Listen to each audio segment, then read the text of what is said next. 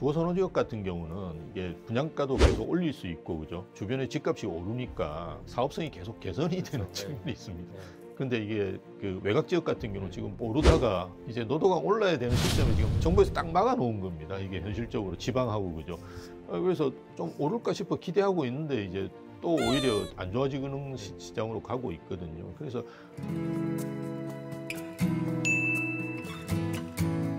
지금 뭐 집값이 오르면 오르는 대로 또 내리면 내리는 대로 무주택자들은 고민이 많을 텐데 뭐 보통 우리가 이제 그 집을 사야 될지 평가할 때 이제 여러 지표가 있겠지만 뭐 PIR이라 해서 소득 대비 그런 이제 수치를 비교하게 되는데 뭐 되게 그 과거에 비해서 지금 되게 높은 상황이라 집 사면 좀 어렵다 이런 이제 얘기도 많이 나오잖아요.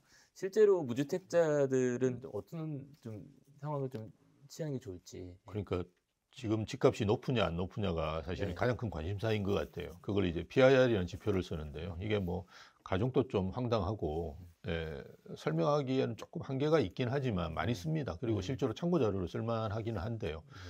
대부분 비교하시는 분들이 평균 소득, 우리나라 평균 소득이 제가 알고 있기로 4, 5천 정도밖에 안 되는 걸로 알고 있습니다.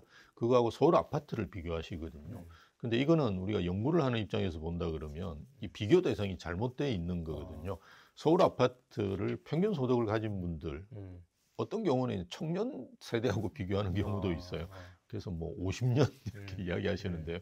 일반 평균 소득하고 서울 아파트 비교하면 한 30년 정도 됩니다. 그래서 예전에도 보면 제가 80년도에도 그런 통계가 있었어요.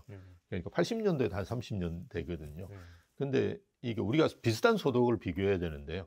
서울의 아파트가 전국에서 한 6% 정도 됩니다. 양이. 근데 대부분이 높습니다. 서울이 제일 높다고 보시는 게 맞아요. 그렇죠. 아마 서울 외곽도 대략 한 뭐 7, 8억 정도 하기 때문에 지방보다는 상당히 높거든요. 그래서 이 수준을 따지고 본다 그러면 우리가 상위 10%하고 비교하는 게 맞는데요. 상위 10% 가계의 지금 평균 소득이 월 한 2천만 원 정도 됩니다. 월 2천만 원? 예, 월 2천만 원 정도 되고 그걸 12억의 아파트하고 이렇게 비교를 해보시면 대략 한 5, 6 정도 수준이에요.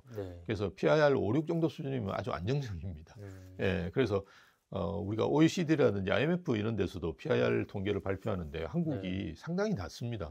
예, 낮게 돼 있는 이유는 거기는 이제 아파트가 아니고요. 주택을 비교를 하거든요. 그래서 올해 우리나라 그 주택은 거의 안 올랐습니다. 왜냐하면 아파트하고 연립하고 뭐 이런 걸 다 포함해서, 그죠? 단독주택 같은 것도 다 포함해서 통계를 내거든요. 그러면 수도권도 0%입니다. 그래서 사실 안 올랐다고 보시는 게 맞는데요. 대부분 이제 우리가 한국 분들이 이제 비교하는 거 되게 좋아하시거든요. 그러다 보니까 강남에 뭐 원베일리 이런 아파트가 뭐 30평대 60억 했다더라. 이런 이야기를 자꾸 하시는데 외국에 가면 더 황당한 아파트가 많습니다. 제가 본 아파트 중에 한 1,000억 하는 아파트가 대부분 있습니다. 나라에 가보면. 그거는 우리가 그냥 그들만의 리그거든요. 이제 그렇게 생각하시는 게 좋고, 서울에도 보면 평균적으로 아파트 가격은 한 12억 정도 하는데요. 뭐 여전히 저는 10억 이하의 신축 아파트들도 꽤 많이 있습니다. 최근에 이제 뭐 입주하는 이문 휘경 뉴타운이라고 있는데요. 거기 최근에 하고 내년도에 아마 입주를 할 건데요. 그 아파트도 보면 20, 30평대가 대부분 10억이 안 합니다. 지금 입주하는 뭐 그런 거는 저는 굉장히 괜찮다고 보거든요. 그래서 이게 너무 이렇게 높은 가격대만 보시면 굉장히 박탈감이 생기실 거고요. 그렇죠. 저희도 좀 황당합니다. 그런 아파트들을 보면. 저희 이제 부동산 쪽에 한 30년 사실은 연구소부터 대학에서 강의도 하고 뭐 지금은 이제 현장에서 사실 거래하는 걸 보고 있는데요. 그런 입장에서 보더라도 좀 이건 과하다라고 생각하지만 사실은 우리가 뭐 상해 이런 데 가봐도 평당 3억 하는 아파트도 있고요. 상해가 뭐 우리 국민소득이 $10,000밖에 안 되는데요. 그러니까 그런 거는 그냥 그렇다고 생각하시는 게 좋고요. 본인이 이제 어떤 아파트를 매입할 수 있느냐를 보시면 충분히 이제 소득 대비로 해서 매입할 수 있는 아파트가 서울에서도 꽤 있습니다. 그런 걸 찾아보시는 게 좋지 않을까 봅니다. 그런 면에서 좀 서울에서 그런 소득별로 조금 요망한 지역을 많이 여쭤보실 것 같은데 어떻게 좀 구분을 하시나요? 그러니까 최근에는 저는 입주장이 이제 거의 마지막이거든요. 이제 아까 말씀드렸듯이 계속 저희가 이제 공급 물량이 없다 이렇게 이야기를 드리는데 그 말은 뭐냐 그러면 보통 입주장이라 그러죠. 그러니까 대규모로 이제 아파트가 뭐 10,000세대 이상씩 막 그죠. 서울에 입주하는 게 2025년 좀 길게 가면 26년 정도라고 보시는 게 맞는데요. 지금 뭐 내년도에 끝나는 데가 잠실권이죠. 이 올림픽 파크 포레온이 있으면서 사실은 올림픽 파크 포레온만 이제 관심 가질 건데요. 자금 여유가 있으신 분들은 거기 그 잠실 레미안 아이파크라고 또 입주한 아파트가 있고 이게도 2,670세대인가 그 정도 됩니다. 그죠? 적지 않고 그다음에 잠실 르엘이라고 또 바로 옆에 있습니다. 그 미성 크로바 재건축한 아파트인데 거기도 한 1,900세대 정도 되거든요. 그러니까 우리가 일반적으로 생각할 때 상당히 큰 단지들입니다. 그래서 한 17,000세대가 사실은 1년 내에 입주를 하거든요. 그래서 그런 지역들 같은 경우 저는 뭐 지금 이제 좀 특이한 상황이 원체 입주 물량이 없다 보니까 올림픽 파크 포레온 같은 경우도 전세 가격이라든지 매매가가 그래도 유지가 되고 있는데요. 이게 입주 기간이 길거든요. 그래서 좀 입주 기간이 조금 지나면 저는 좀 금매 같은 게 나올 수 있다고 봐요. 그래서 한 10% 정도 저렴한 매물들을 선택하실 수 있거든요. 그래서 자금 여력이 있는 분들은 그거 하고 그다음에 방배동이 최근에 또 그렇죠. 입주를 합니다. 그래서 그거는 좀 늦어요. 2006년, 7년, 2026년, 맞아요. 27년입니다. 그것도 12,000세대 정도가 한꺼번에 입주를 하니까요. 그것도 이제 여러분들 곧 기간 되시면 그 뭔가 좋은 상품을 선택하실 기회, 좋은 기회가 있으실 거고요. 그리고 아까 잠깐 말씀드렸던 이면 휴경 뉴타운 또 한 10,000세대가 내년도에 입주를 하거든요. 그래서 그런 것도 상당히 좋은 기회라고 볼 수 있고요. 또 광명 쪽에도 보면 광명 뉴타운이라고 그거는 뭐 거의 26년까지 가는데요. 근데 양이 많습니다. 엄청난 양이 쏟아지거든요. 뭐 그런 거는 저는 오히려 좋다라고 보고요. 기회가 사실은 거의 2025년 내년이나 내후년 되고 나면 이제 없어집니다. 그런 게 뭐 아시다시피 그 서울은 이제 그렇게 인허가를 안 해준기 때문에 그 이후에는 이제 나오는 양이 27년, 28년 이때부터 이제 3기 신도시가 나오는데요. 3기 신도시는 사실은 서울은 아니거든요. 뭐 좋은 데가 하남 교산인데 그것도 이제 서울은 아닙니다. 그죠? 그래서 오히려 서울 내에서 기회를 찾으실 수 있는 좋은 뭐 입주장이 생기니까요. 그걸 아예 노려보시는 게 저는 좋지 않을까 그렇게 봅니다. 혹시 지금 이제 뭐 한창 젊은 사람들이 많이 했던 노도강 지역 같은 경우는 앞으로 좀 전망이 어떻게 흘러갈까요? 노도강 지역도 좀 신축이라든지 역세권 쪽은 뭐 저는 괜찮다라고 보는데요. 아무래도 그 상승의 흐름은 좀 지지부진할 가능성이 높습니다. 우리나라에서 서울에서 이제 30년 이상 된 아파트가 제일 많은 데가 그 노원구인데요. 한 9만 채 정도 됩니다. 이게 양이 엄청납니다. 엄청나고 그다음 이제 강남구, 뭐 송파구 이렇게 각은 5만 채, 4만 채 이렇게 됩니다. 그런데 이게 지금 그 재건축을 하는 여건 자체가 많이 안 좋아져 있습니다. 뭐 잘 아시다시피 공사비도 오르고 뭐 금리도 많이 오른 상태이기 때문에 조합 입장에서는 되게 부담이 많이 되거든요. 그런 상황에서 주거선호지역 같은 경우는 이게 분양가도 계속 올릴 수 있고 그죠? 주변에 집값이 오르니까 사업성이 계속 개선이 되는 측면이 있습니다. 근데 이게 그 외곽 지역 같은 경우는 지금 금방 말씀드렸듯이 아니 그 우리 그 주거선호지역에 오르다가 이제 노도강 올라야 되는 시점에 지금 정부에서 딱 막아놓은 겁니다. 이게 현실적으로 지방하고 그죠. 그래서 좀 오를까 싶어 기대하고 있는데 이제 또 오히려 안 좋아지는 시장으로 가고 있거든요. 그래서 저는 아마 윤석열 정부가 계속 이렇게 할 것 같아요. 이를테면 집값이 또 오른다는 신호가 있으면 또 막을 거예요. 근데 집값이 오른다는 신호가 어디서 주로 일어나느냐. 대부분 주거선호지역에서 일어날 거예요. 그리고 또 막고, 그리고 또 막고 이러면 지금 이제 통계상으로 보면 서초구라든지 성동구 이런 데가 거의 올해 7% 정도 올랐어요. 아파트를 말씀을 드리는 겁니다. 7% 상당히 많이 오른 겁니다. 왜냐하면 거의 평균적으로 오르는 거니까 뭐 좋은 아파트는 20, 30% 올랐다고 보시는 게 맞는데요. 그 지방이라든지 서울 외곽은 거의 안 올랐거든요. 그래서 예전에 보면 상승률은 비슷했거든요. 그렇지만 이게 20억 아파트가 10% 오르는 거하고 그죠? 5억 아파트가 10% 오르는 거는 이게 상승 금액 차이가 있지 않습니까? 근데 지금은 문제가 뭐냐 그러면 상승률도 다르거든요. 그래서 서울 외곽 쪽에 있는 아파트들이 과연 좋을 거냐? 우리가 서울 이제 내에서도 서울 내에서도 양극화가 아주 심하게 됩니다. 왜 그런 말씀을 드리냐 그러면 지금 뭐 대치동이라고 우리가 예전에 되게 주거선호지역이고 지금도 마찬가지로 주거선호지역이긴 한데 여기 있는 비싼 아파트가 레미안 대치팰리스라는 아파트인데요. 36억 5천 정도 해요. 30평대가. 그러니까 평당 1억 정도 수준이긴 한데요. 아까 말씀드린 원밸리가 60억 한다 그러면 비교해 보시면 반이잖아요. 그러네요. 대치동 분들은 좀 황당하실 거예요. 내가 이 아파트가 왜 이렇게 안 오르고 저기는 왜 저렇게 올랐을까 이렇게 생각하는데요. 우리가 유심히 보셔야 될 게 상위 10%와 상위 1% 간의 지금 소득 차이도 많이 벌어집니다. 예, 그래서 많이 보시는 그러니까 고소득자에서도 양극화가 되고 있거든요. 그 말은 강남에서도 양극화가 된다는 말입니다. 그런 상황인데 지금 노도강은 예, 우리가 상당히 힘들 거다. 예, 이렇게 보시는 게 맞겠죠. 예. 지금 이제 뭐 집을 좀 미뤘다 사시는 분도 계시고 지금 그래도 좀 집을 알아보고 계신 분도 계실 텐데 뭐 소득이 뭐 이렇게 많지 않다면 그런 고민하실 것 같아요. 이렇게 서울의 구축이냐, 또 경기권의 신축이냐 이런 입지에 대한 고민을 하실 것 같은데 어떤 좀 조언을 해주시나요? 경기권에도 뭐 좋은 지역들이 있는데요. 우리가 그냥 그 주거 선호 지역 상급지의 구축이냐 아니면 하급지의 신축이냐 이렇게 놓고 본다면 무조건 상급지로 가시는 게 좋습니다. 그러니까 부동산은 일단 입지입니다. 그죠? 예, 그러니까 아파트를 아무리 신축으로 멋있게 지어놔도 그 땅이 제일 중요한 거거든요. 왜냐하면 그 땅은 옮길 수가 없으니까요. 그래서 무조건 좋은 입지로 가시는 게 좋고요. 근데 아무래도 상급지는 가격이 높으니까요. 지금 제일 비싼 게 상급지 신축 대단지거든요. 그렇다 그러면 좀 대단지를 조금 포기하시든지, 그죠? 아니면 이제 평형을 좀 포기하시든지, 아니면 신축을 뭐 준신축, 요즘은 이제 5년 이내를 신축이라 그러시고 5년에서 10년까지를 준신축이라 그러는데요. 10년 된 아파트도 가보시면 되게 깨끗하거든요. 그래서 10년 내외 아파트 선택하시는 것도 좋고요. 어쨌든 저는 상급지 서울 내에 머무르시는 게 가장 좋지 않을까 그렇게 봅니다. 그 아까 평수에 대한 얘기도 좀 해주셨는데 국민 평수가 좀 이제 작아지고 있다. 그래서 뭐 20평대 아파트에 대한 선호도가 좀 높아지는 상황도 나타나는 것 같은데 좀 그런 평수에 대한 고민은 어떻게 좀 해결하면 좋을까요? 그 한국 분들이 큰 거 좋아하시는 건 맞긴 한데요.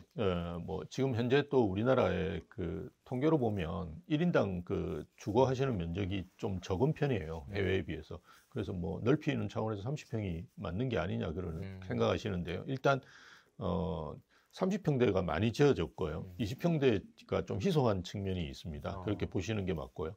그 다음에 이제 그 평당 가격이 높은데 서울이죠. 서울의 주거선호 지역 같은 경우는 보시면 20평대가 평당 가격이 제일 높습니다. 그래서 그냥 제가 항상 말씀드리는 건 20평대를 선호하시는 게 좋다라고 이제 말씀을 드리거든요.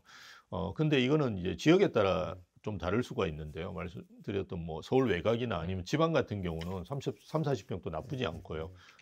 근데 이제 서울 같은 경우는 평당 가격이 높기 때문에 그걸 부담하기 상당히 힘드실 거예요. 그리고 이런 게 있기 때문에 어떤 게 생기느냐 그러면 뭐 그 셀프 스토리지라 그래가지고 창고 사업을 하시는 분들이 예전엔 창고라고 생각하시면 저 외곽 지역에 이렇게 컨테이너 갖다 놓고 했잖아요. 그래서 우리가 뭐 이사 가는데 좀 안 맞아가지고 한 달 동안 놔둔다든지 인테리어 한 달 그렇게 했는데 요즘은 이제 도심 내 창고들이 생깁니다. 그게 왜 그러냐 그러면 이렇게 자꾸 공간이 좁은 데서 살 수밖에 없기 때문에 그렇거든요. 그건 아마 일본도 그렇고 미국도 그렇습니다. 그래서 그런 거 고려해 본다 그러면 그렇게 평당 가격이 높은 데 같은 경우는 아무래도 좁은 면적을 선택하시는 게 좀 좋고요. 그리고 돈이 좀 여유가 있으시면 도심이나 주거선호 지역 같은 경우는 신축 대형이 제일 괜찮습니다. 지금 왜 그러냐 그러면 신축 대형이 없어서 그래요. 신축 대형. 뭐 주변에 이제 아파트 가보시면 40평대가 한 동 정도 있고요. 50평대가 거의 없습니다. 그래서 신축 대형이 거의 안 지어지는데 과거에 신축 대형들이 상당히 많습니다. 과거에 이제 구축 대형들이 많은데 이분들 중에 어느 정도 자산이 있으신 분들 같은 경우는 뭔가 신축으로 가고 싶은 욕구가 있거든요. 자산이 또 있으시니까. 그래서 일례를 들면 그 반포동에 보면 반포자이라든지 레미안 퍼스티지라고 이제 조금 있으면 한 20년 가까이 됩니다. 이 아파트가 20년이 되면 좀 불편하거든요. 뭐 사시는 데는 지장은 없으세요. 좀 원래 집이란 게 고치도 살고 이렇게 하시는 거지 않습니까? 근데 좀 불편하신데 자금 여력이 계시는 분들은 넘어가셔야 되는데요. 신축 대형이 거의 없어요. 그래서 있는 데가 원밸리밖에 없지 않습니까? 앞으로 리버파크 같은 경우도 이제 10년 차 되고 하고 넘어가는 김에 좀 새 아파트로 가시려고 하는 수요가 있거든요.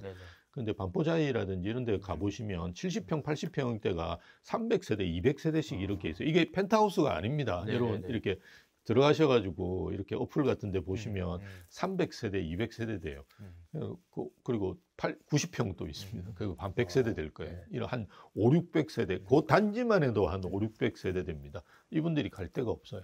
그래서 좀 자금 여력이 있으신 분은 지금 뭐 주거선호 지역의 신축 대형도 괜찮습니다. 그래서 어느 지역에 내가 어떤 아파트를 사느냐에 따라서 좀 선택하시는데 좋은 아파트가 좀 달라진다고 보시는 게 맞아요. 예. 알겠습니다. 지금 아무래도 무주택자도 그렇지만 네. 유주택자들, 특히 예. 1주택자들이 갈아타기에 대한 고민 항상 있을 것 같은데 네, 맞습니다. 지금은 갈아타기에 뭐 적정한 시점인지 아니면 또 방법들은 어떨까요? 네. 올 초에 아주 좋았는데요. 네. 갈아타기. 올 초에 아주 좋았습니다. 네. 네, 갈아타기 하시는 분들 많았는데요. 지금은 뭐 또 조정기니까요. 또 그 갈아타기 하시는데 나쁜 여건은 아닌데요. 이제는 조금 손해보시면서 갈아타기 하셔야 될 거예요. 왜냐하면 가야 되는 데는 많이 올랐고, 그죠? 네. 내 건 별로 안 올랐거든요. 예, 그래서 손해보시면서 갈아타기 하셔야 되는데, 그렇더라도 저는 뭐 갈아타기를 계속 하시는 게 좋지 않을까, 예, 그렇게 봅니다. 좀 손해보고라도. 손해보더라도 나중에 보면 이득일 거예요. 저는 이제 대략 한 20억 정도 되는 아파트가 앞으로는 이제 많이 오를 거다. 예, 그렇지 않은 아파트는 상승폭이 상당히 힘들 거다. 왜냐하면 아까 말씀드렸듯이 소득이 높은 분들만 지금 계속 소득이 많아지고 있는 상황이거든요. 그런 상황에서 20억 이하인 아파트 중에서 20억이 될 수 있는 아파트는 괜찮겠지만 그렇게 안 되는 아파트들은 앞으로 상승률에서 차이가 날 거다. 근데 계속 말씀드리지만 금액도 높고 상승률도 높다 이러면 이게 벌어지는 폭이 옛날하고 완전히 다를 거라고 보거든요. 예, 그래서 그런 아파트를 고르시는 게 좋다. 근데 최근에 이제 제가 추세를 좀 말씀을 드리면 네네. 갈아타기 하는 분 중에 2단계 이제 갈아타기 하는 분들도 늘고 있어요. 그 이유는 급한 거예요. 앞으로 이제 오를 거를 보니까. 그래서 서울의 외곽에 계시는 분, 저 경기도에 사시는 분인데 서울에 이제 마포라든지 막 이렇게 용산이라든지 이런 쪽으로 갈아타기 하시는 걸 저희가 2단계라고 보거든요. 또 자금을 많이 투입해야 예, 되잖아요. 자금을 많이 투입해야 됐어요. 근데 이제 그 손해를 보시면서도 이제 갈아타기 하시는데 자금을 더 투입하고 이렇게 해서 갈아타기 하시는 분도 계시고요. 또 하나는 이제 2단계를 이렇게 갈아타기 하셔야 되니까 월세로 사시면서 본인 전세로 전세로 살아야 된다 생각하면 갈아타기 하는 게 한 단계밖에 안 되거든요. 근데 전세금도 빼자 이러면 한 2단계 가실 수 있거든요. 그래서 전세금도 빼고 월세로 가시면서 또 이제 좀 외곽 지역에 좀 오래된 아파트 같은 경우는 월세도 많이 떨어집니다. 100만 원 이하로 이렇게 월세 사실 수 있는 데가 꽤 있거든요. 그래서 거기 사시면서 아예 그냥 갈아타기 하시는 분, 뭐 이런 수요들도 있어요. 그래서 뭐 그런 분들이 바보가 아닌데 지금 뭐 집이란 게 그죠? 예, 뭐 일생일대의 그저 투자 아니겠습니까? 그렇게 하신다는 거는 뭔가 이유가 있다고 생각하시는 게 좋을 것 같아요. 그런 분들이 과거와 같은 연끌의 방식은 아닌 거죠? 연끌은 그게 제가 제일 싫어하는 말이 연끌인데요.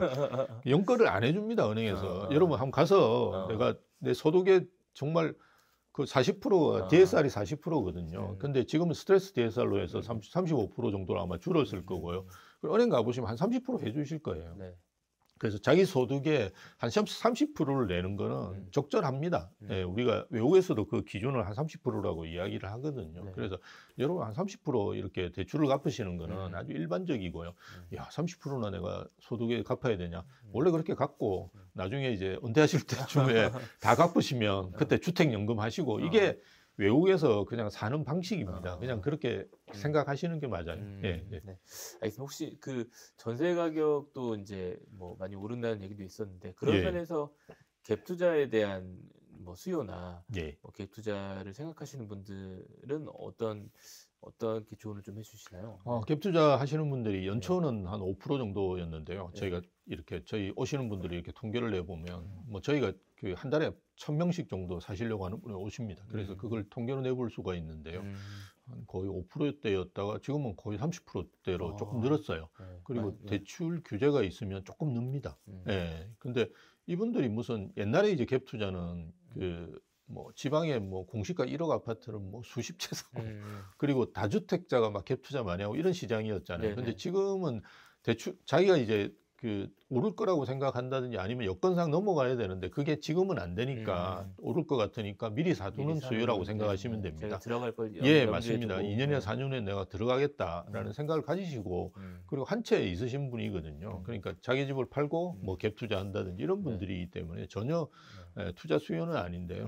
어쨌든 갭 투자가 늘어나고 그리고 말씀드렸듯이 이게 대출 규제가 계속되면 갭 투자 하시려고 하는 분이 예전에 뭐 거의 50%가 넘었어요. 그래서 그렇게 늘 가능성이 있고요.